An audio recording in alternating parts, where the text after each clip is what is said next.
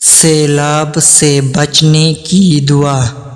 حضرت عائشہ بنت قدامہ رضی اللہ عنہا سے مروی ہے کہ میں نے اللہ کے رسول صلی اللہ علیہ وآلہ وسلم کو یہ دعا مانگتے ہوئے سنا: اللہم انی اعوذ بک من شر الاغمین، اللہم انی اعوذ بک من شر الاغمین۔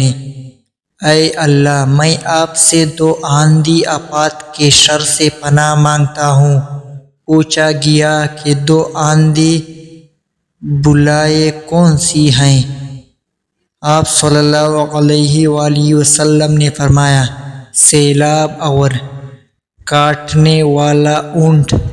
اللہ تعالی ہم سب کے ساتھ عافیت والا معاملہ فرمائے، آمین ثم آمین۔